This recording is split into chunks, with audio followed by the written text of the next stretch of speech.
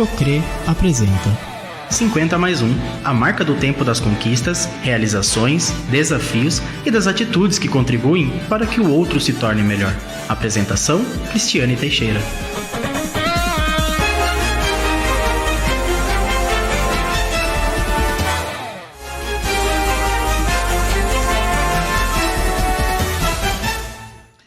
Olá, bem-vindos e bem-vindas! Mês de março! Esse mês ele transborda tanta coisa boa, tanta conquista.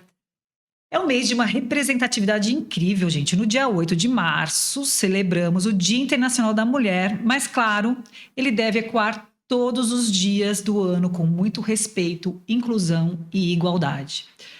Hoje começamos a quarta temporada do podcast 50 mais 1 e eu, a Cris, sou a host desse podcast que vou compartilhar conteúdos de autoconhecimento, inovação e comportamento para criar uma vida mais leve, mais interessante com você e com o mundo. Bem-vindos novamente. Quero agradecer à cooperativa Cocre, que nos apoia nesse projeto especial de dar voz a profissionais diferenciados que vêm até aqui compartilhar grandes feitos de sua vida. O episódio de hoje eu conto com a presença, não podia ser diferente, claro, de uma mulher, grande mulher, Gislaine Xavier, executiva, gerente de gestão de pessoas da cooperativa Cocre, que já conversou comigo nos bastidores, e é por isso que eu trouxe ela aqui. Tem muita coisa boa para compartilhar. Vamos falar sobre experiência que fortalece. Pois é. E a minha missão é compartilhar muito aprendizado com vocês. Gi, muito bem-vinda. Muito obrigada, Cris. É um prazer estar aqui com você. Prazer o meu. Bom, Gi, se apresenta para as pessoas agora, conta um pouco da sua história, do porquê disso tudo, dessa nossa união aqui, que a gente quer fazer muita diferença, ainda não só hoje, né, mas no futuro, para muitas pessoas e muitas mulheres. Você tem uma história balizada com muita coragem, atitude, superação. Fala um pouco disso para nós, por favor. Eu acredito que seja isso mesmo, Cris. Bom, eu sou eu diria que uma teimosa desde o nascimento. Eu sou natural de Ribeirão Preto. A minha família mora numa cidadezinha muito pequena do interior do estado de São Paulo, é divisa com Minas, chama-se Igarapava, essa cidade. E essa cidade, na verdade, em algum momento foi o meu lar, mas quando eu tinha 15 anos de idade, eu comecei a identificar mais dificuldades do que vantagens, né? E a partir disso, para que eu continuasse estudando, tendo um estudo de qualidade, eu fui buscar um estudo fora da cidade. Fui buscar estudo em Uberaba, que é uma cidade de Minas já, mas é vizinha de Igarapava, e concluí o meu ensino médio, então, nessa cidade. E com 15 anos eu decidi morar fora de casa, né, com a autorização dos meus pais e todo o apoio deles, com certeza, mas para que eu pudesse, então, começar a minha trajetória. Mas uma coisa que me marcou muito, e a minha mãe sempre lembra muito disso, é que nessa época eu falei para ela, eu sei que estou saindo para não voltar. Jura? Com 15 anos, né? Uma fedelha de 15 anos. Meu Deus, eu imagino sua mãe escutando isso. E ela teve muita sabedoria nesse momento, claro, né? Porque talvez hoje, na condição de mãe, eu veja o quanto isso é sofrido, né? Perder o pintinho do ninho, exato. Isso é muito complicado. Mas a minha mãe foi muito sábia e ela disse que, na época, ela até deu um risinho por dentro, achando que aquilo não seria verdade, mas foi o que de fato aconteceu. Então, eu saí aos 15, aos 17, prestando vestibular, eu vim parar em Piracicaba. Aqui eu fiz a minha faculdade, né? Depois já iniciei a minha vida profissional. Minha vida profissional eu iniciei em Limeira e por lá eu me casei, constituí a minha família. Então, além de ser a Gislaine Xavier, eu sou a Gislaine Xavier, esposa do Fernando Soler, sim, mãe da Júlia e do Gustavo. Ninguém é nada sozinho, exatamente. Né, essa é a minha base, né? Então, eu acho que família pra gente é sempre uma base sólida e que nos dá apoio pra gente ser quem de fato a gente é. Sem dúvida. Hoje, falando de experiência que fortalece, quando a gente escuta, é maravilhoso. Mas como é que foi uma menina de 15 anos chegar numa cidade sozinha, né? Aquelas noites difíceis, de saudade, de choro. Como é que você lidava com isso? O Cris, com 15 anos, a cidade era muito próxima, então talvez eu não tenha tido essa preocupação, né? Porque a qualquer momento poderia pegar um ônibus e ir para casa dos meus pais. E eu fui morar em uma república. Então, assim, já com pessoas que eu conhecia. Com 15 anos, eu aprendi a dividir, a compartilhar, a viver de uma maneira diferente, sabendo que eu tinha responsabilidades e que eu tinha também que cumprir o meu papel ali, não só de estudante, mas de alguém que compartilhava um espaço físico.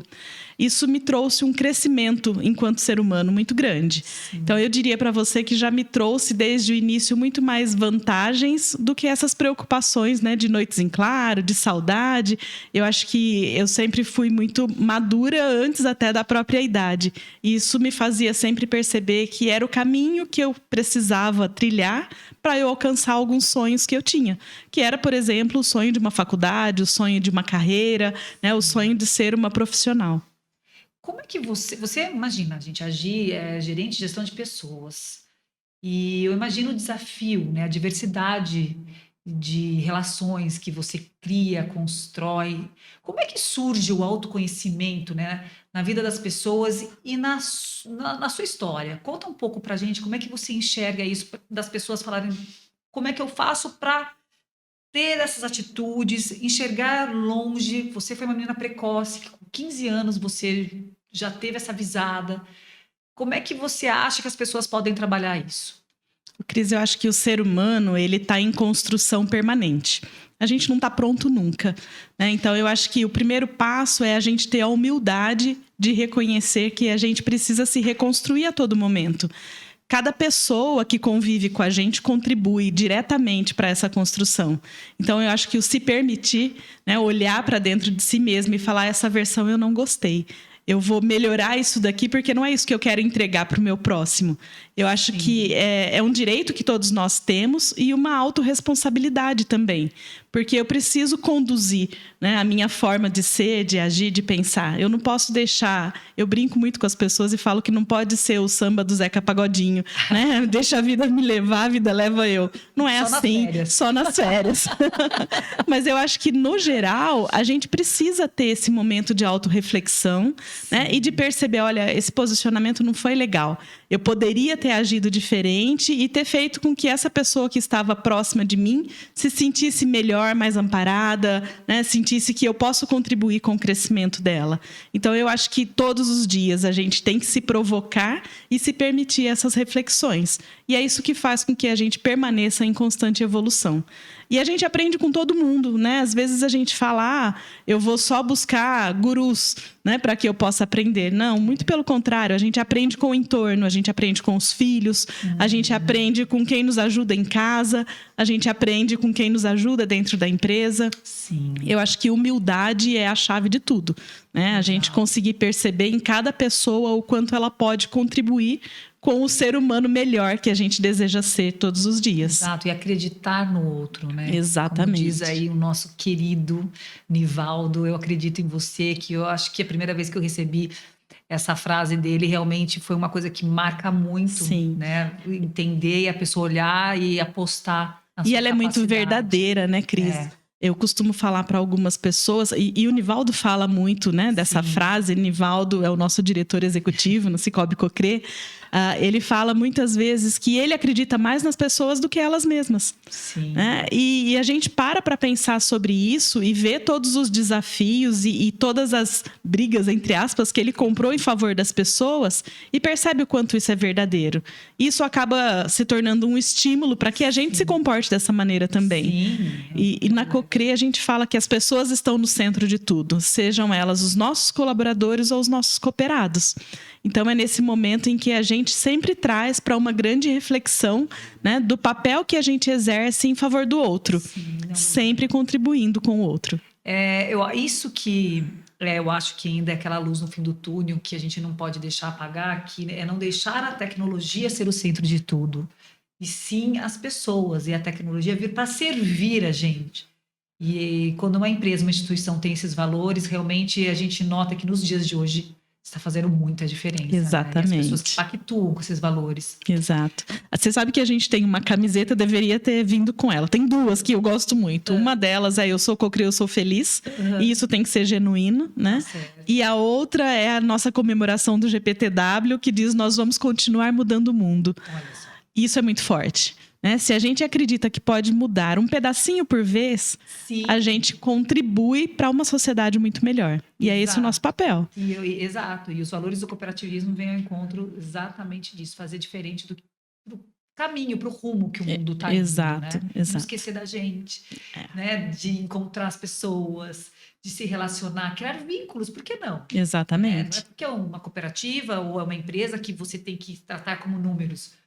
É isso que salva. Exato. Em falar em que salva, Gi, me fala uma coisa, né? Todo esse processo de experiência de vida, você acha que tudo que a gente passa, que tudo é cura? Olha, Cris, esse tema é um tema bem forte, você sabe disso, né? Você conhece um pouquinho da minha história. E eu acho que tudo que a gente vive, né, contribui para a pessoa que a gente é. E transforma a gente no sentido de encontrar muito mais coragem para saber que a gente é capaz de enfrentar o que vem pela frente. Sim. Eu tive uma grande experiência de vida e eu acho que algumas pessoas tratam isso como experiência de morte, né? Mas para mim sempre foi uma experiência de vida no sentido de refletir o quanto a minha família é importante, o quanto me sentir amada é importante e o quanto ter o autocuidado também é importante. E aqui a gente entra num tema muito mais delicado e em comemoração ao Mês das Mulheres, eu acho que vale que tem tudo a ver com o universo feminino. Tudo a ver. E vale compartilhar essa experiência, né? Claro. Hoje eu tenho 47 anos, mas aos 42 anos eu fui diagnosticada com câncer de mama. E um ponto muito interessante é que a minha primeira mamografia não constou o câncer. A médica insistia que eu não tinha nada, mas eu não estava conformada porque eu conhecia meu corpo e eu sabia que não estava normal. Eu mudei de médico, né? E quando eu apresentei esse mesmo exame para o outro médico, ele falou: não, mas aqui esse exame me diz que está tudo bem com você. Quando ele foi para o exame clínico, ele falou: não, mas para mim aquela imagem é de um corpo e o exame clínico aponta um outro problema. Nossa, a gente nunca tinha ouvido falar nisso. E o que foi... Não pegou? Não pegou pela posição em que o tumor estava. Né? E numa ultrassonografia é que de fato... Vamos ficar atenta. Não basta, né, a gente confiar em um único exame, a gente tem que se conhecer. Uma ultrassonografia é que identificou que existia, de fato, um tumor, um nódulo até então, né? Sim. E a partir desse momento, tudo foi tratado com um pouco mais de urgência. Os exames posteriores, a punção para poder identificar que tipo de câncer eu tinha.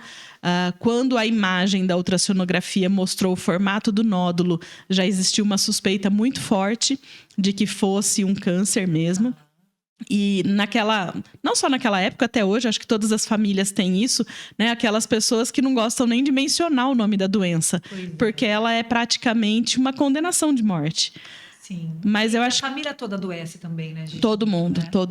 E eu acho que esse foi um ponto muito marcante pra gente, porque eu não aceitei esse diagnóstico como algo que me condenava a uma condição, né? Então, no momento em que o médico confirmou a doença, eu falei: ok, tudo bem, agora o que nós vamos fazer?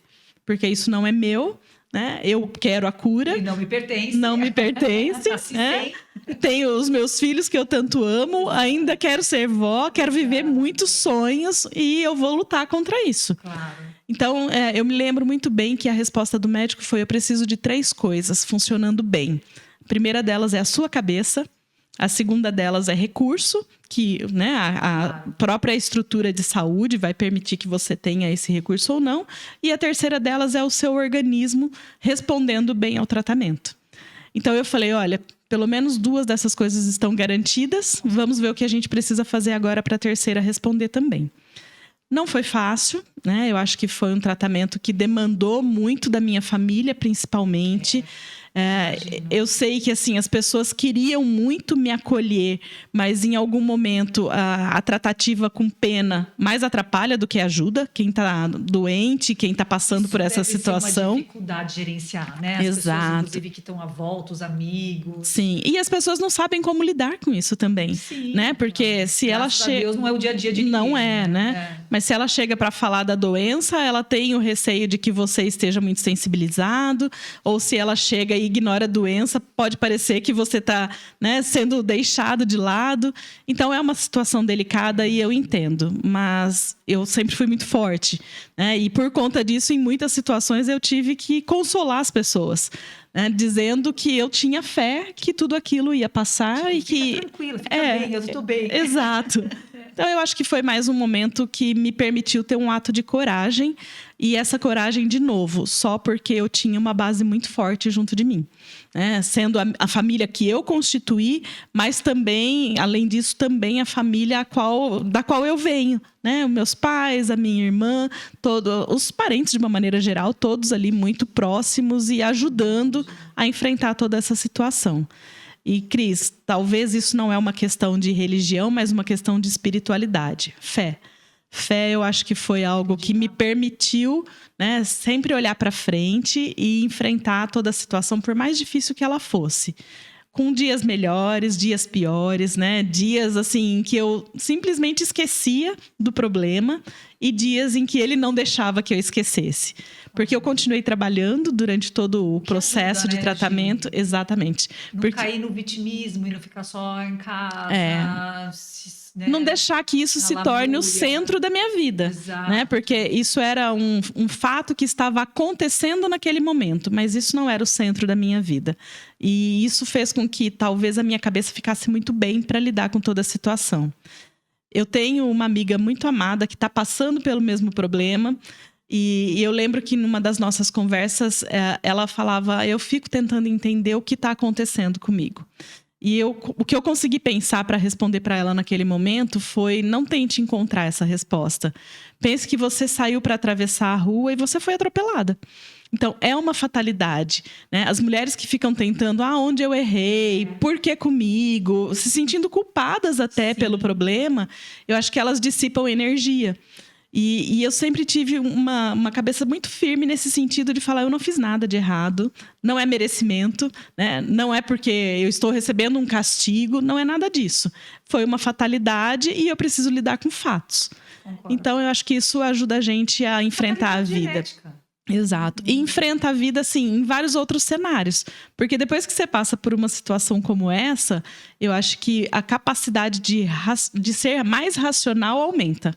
Né? A gente começa a dividir um pouco mais, né? Agora é a hora da emoção e eu vou deixar fluir. Mas agora eu preciso ser razão e eu preciso resolver as situações. E a gente tem que achar até um equilíbrio nisso, né? Porque senão a gente fica muito racional. E esse é um desafio. Você ressignificou muita coisa na sua vida? Totalmente, totalmente. Eu acho que são experiências que vão construindo a gente enquanto caráter, enquanto a nossa capacidade de entrega para o outro, né? E eu acho que repensar a minha vida como um todo, fazer todas essas reflexões, me permitiram ter mais consciência.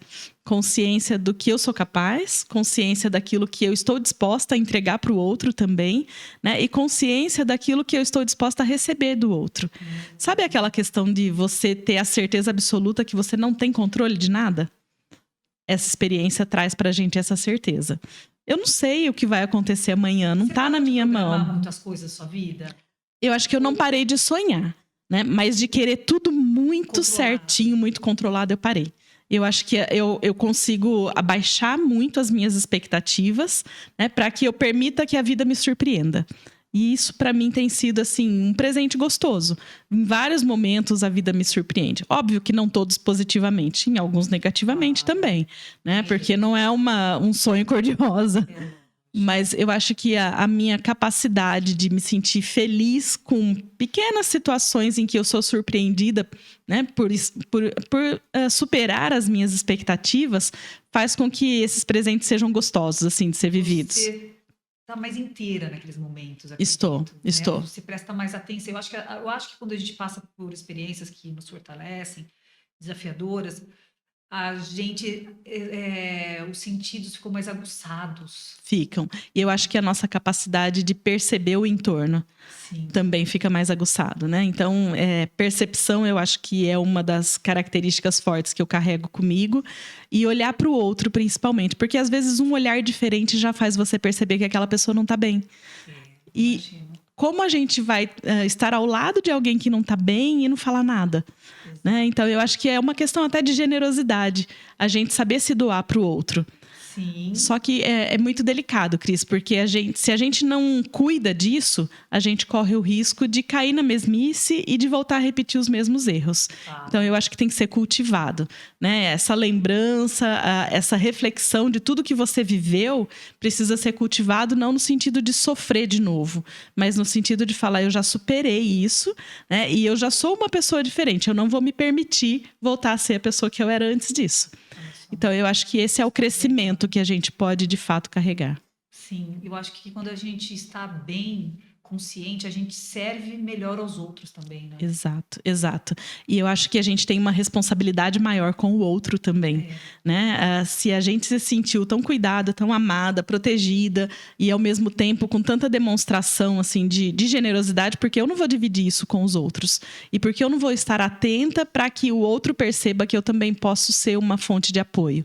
Né? E principalmente agora, né, no mês das mulheres, Exato. Eu sempre me coloco muito à disposição para dividir essa experiência, porque para mim ela não é uma experiência de dor, ela é uma experiência de crescimento, e eu acho que a gente precisa cada vez mais se unir, se apoiar, né, e mostrar a fortaleza que de fato nós somos. Exato, os números não negam. Não negam. A gente já equilibra tantos pratinhos, né? Exato, exato. Hoje, você tem assim, algumas ferramentas que você usa nesses momentos, que você pode deixar de dicas assim para essas pessoas na dificuldade? Quais são as ferramentas que você pode sugerir de superação? Acho que a fé é a primeira delas, né? Eu não sei se eu posso chamar de uma ferramenta, mas eu acho que fé, para mim, é algo que é muito forte. A gente ter a certeza de que há algo muito maior, e eu não estou dizendo agora, de novo, né, de religião, estou dizendo de espiritualidade.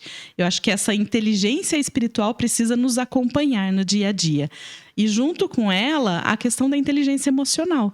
Né? A gente ter esse autoconhecimento, a gente permitir crescer e mudar todos os dias. A gente não é dono da verdade, não é dono da razão em todos os momentos. Então, assim, sempre uma crítica ou um comentário, a gente estar aberto a isso e perceber o quanto a gente pode, de fato, ressignificar momentos, inclusive.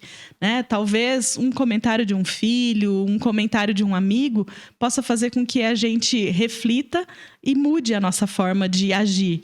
Exato. Mas eu acho que de todas as ferramentas, Cris, a fé é a principal, né?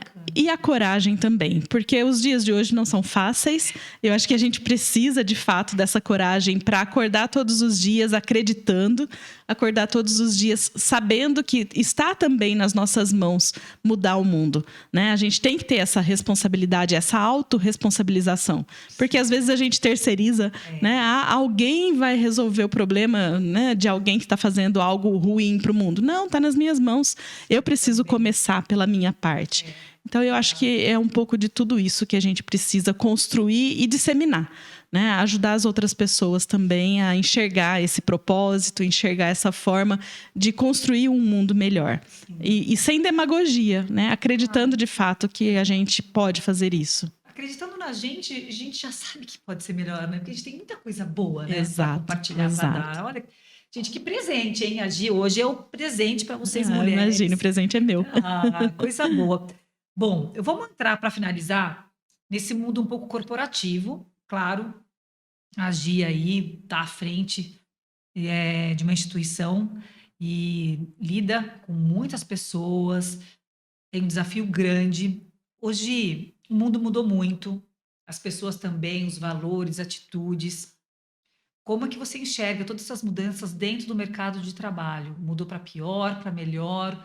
Como é que está o ser humano nesse sentido? Fala um pouco. Cris, a gente está vivendo um momento muito desafiador, né? Porque a gente está tentando sair de uma pandemia. essa pandemia, querendo ou não, ela trouxe um pouco uma característica de antissocialização. Aquilo que lá atrás a gente imaginava, as pessoas vão ficar mais generosas, as pessoas vão querer mais se encontrar com os outros. Em parte pode acontecer, mas no sentido de festa, né? de eventos, mas de uma maneira geral, o pensar no outro, o cuidar do outro, não foi o que aconteceu. Né? As pessoas ficaram mais introspectivas. Então, eu acho que a gente vem agora num movimento de quebrar isso e permitir que as pessoas percebam a importância da sociedade. E isso tem refletido também no comportamento de profissionais, de candidatos. Né? Então, eu acho que para nós, da área de gestão de pessoas, é mais desafiador, e esse já era um desafio, e agora está mais desafiador a gente conseguir mensurar qual é a capacidade de entrega de uma pessoa, qual é a atitude que ela vai apresentar depois no desempenho da sua atividade. Né? Porque a parte técnica, todo mundo pode ser capacitado. É só querer. Né? Agora, comportamento é algo muito mais intrínseco. Então, e é muito mais difícil você perceber num processo seletivo, por exemplo. Você vai perceber ao longo, né, da convivência com essa pessoa. Então, eu diria que um grande desafio para nós é a gente encontrar profissionais de atitude. Profissionais que de fato estejam dispostos, né, eu falo que não é mais vestir a camisa, é incorporar de fato a representação de um negócio. Senso de dono, né? Senso de dono, exatamente. Né? Eu preciso cuidar disso como algo que sai do meu bolso. Então, eu acho que esse é o nosso grande desafio. Eu falo que assim, a gente está querendo pessoas que de fato estejam dispostas a construir algo em conjunto. Não que sejam só borboletas, né, que pousem numa flor hoje porque ela tá bonita, mas se ela murchou, vai para outra flor amanhã. Então, assim, a gente quer pessoas que, de fato, estejam mais engajadas. Perfeito. E isso se estende para relacionamentos, viu? Com certeza. Porque, às vezes, né, a gente vê muita história por aí. A primeira dor de barriga já termina, já não quer, já vai, já isso e aquilo. E isso, você vê como que é uma atitude mesmo, que é do ser humano, que precisa ser revista. De se sentir comprometido com aquela história, né? Exato. Mesmo profissional quanto pessoal.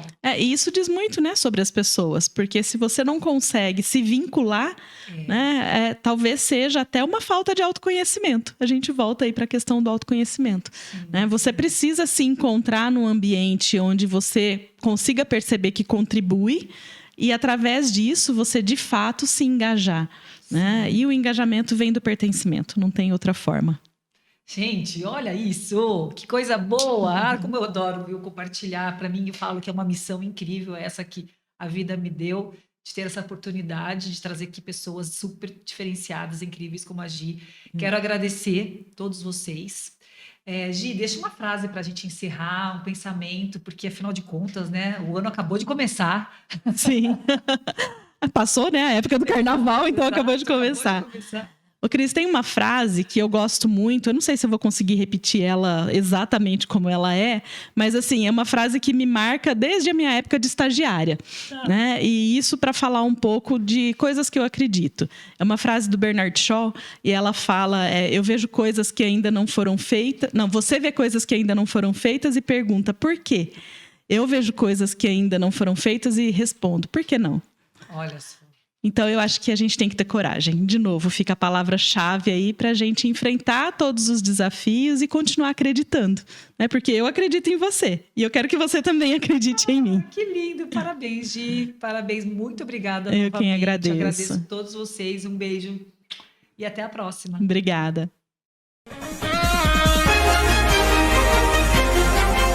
Cocre apresenta 50 mais 1, a marca do tempo das conquistas, realizações, desafios e das atitudes que contribuem para que o outro se torne melhor.